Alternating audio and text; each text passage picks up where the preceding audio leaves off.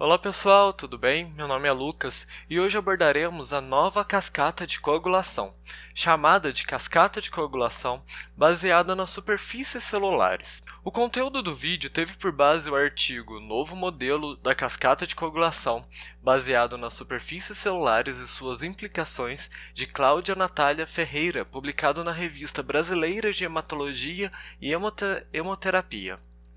Um link para o artigo estará na descrição do vídeo, juntamente com o link para o download deste material, para que possa acompanhar o vídeo e ter um resumo para um futuro estudo. Então vamos lá. Objetivos do vídeo: compreender a importância da nova cascata e compreender as 4 fases da nova cascata.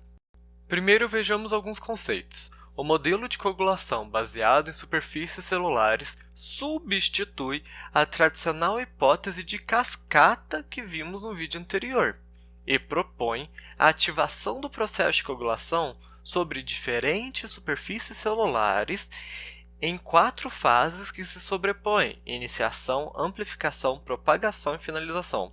Vamos entender melhor esse finalzinho da frase. Esse modelo permite um melhor entendimento de como a hemostasia funciona em vivo e esclarece o mecanismo fisiopatológico de certos distúrbios de coagulação, por exemplo, a hemofilia B, que, falando de forma resumida, consiste na deficiência do fator 9. Se olharmos a antiga cascata, logicamente, a via extrínseca iria compensar a ausência do fator 9 e a via comum iria ser ativada, tendo feedback positivo no final e o sangramento se estancaria. Mas não é o que ocorre, caso contrário não existiriam pessoas hemofílicas. Então a cascata antiga não explicava tão bem como que os distúrbios de coagulação ocorriam. Essa cascata deixa bem claro. Nesse novo modelo, o processo de coagulação sanguínea é iniciado pela exposição do fator tecidual na corrente sanguínea.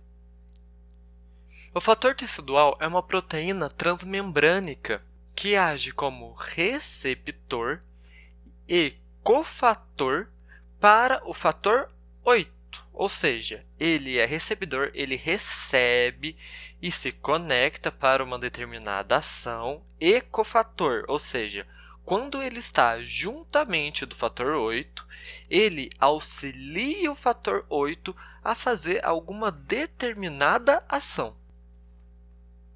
O fator tecidual ele está normalmente expresso em células fora da vasculatura, como músculo liso e fibroblastos. Então, o fator tecidual mais o fator 8 formam um complexo fator 8A/FT, que ativa não somente o fator 10, mas também o fator 9 em pequenas quantidades. O fator 10A irá converter o fator 5 em fator 5A. Então, o fator 10, associado com seu cofator, fator 5A, irão formar um complexo denominado protrombinase. Esse complexo transforma pequenas quantidades de protrombina em trombina. Lembremos que a protrombina e a trombina são o fator 2 e o fator 2A, respectivamente. Entretanto, a quantidade de trombina é insuficiente para completar o processo de formação do coágulo de fibrina, mas são de fundamental importância para a próxima fase, que é a fase de amplificação da coagulação, sendo este início a fase de iniciação, que está ocorrendo nas células que expressam o fator tecidual. Essa pequena quantidade de trombina gerada pelas células que expressam o fator tecidual possui várias funções importantes, sendo a principal a ativação máxima de plaquetas.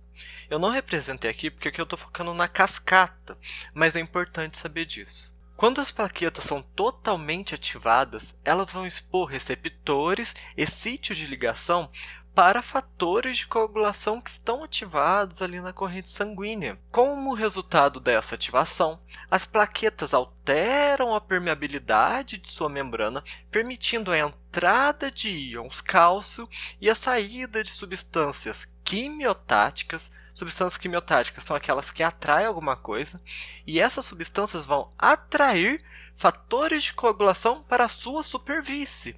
Então, nós temos plaquetas que foram ativadas, aumentaram a sua permeabilidade e estão atraindo fatores de coagulação para dentro de si. Dessa forma, aqui na amplificação, o processo ocorre na superfície das plaquetas ativadas. Esse aumento de permeabilidade permite, então, que a trombina ative os cofatores 9, 5 e 8 na superfície das plaquetas ativadas. Seguimos para a propagação, onde o fator 9A, ativado durante a fase de iniciação, ou seja, algo que aconteceu lá atrás na cascata, e o fator 9A, que é produzido pelo fator 11 aqui na fase de amplificação, se ligam ao fator 8A da fase de amplificação, formando o complexo tenase. O complexo irá converter fator 10 em fator 10A, que se associa ao fator 5A, formando o complexo protrombinase.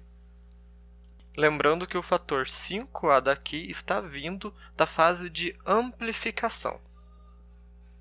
O complexo protrombinase irá converter finalmente uma grande quantidade de protrombina em trombina, e essa trombina em grande quantidade é responsável pela clivagem do fibrinogênio em monômeros de fibrina, que polimerizam para consolidar o tampão plaquetário inicial.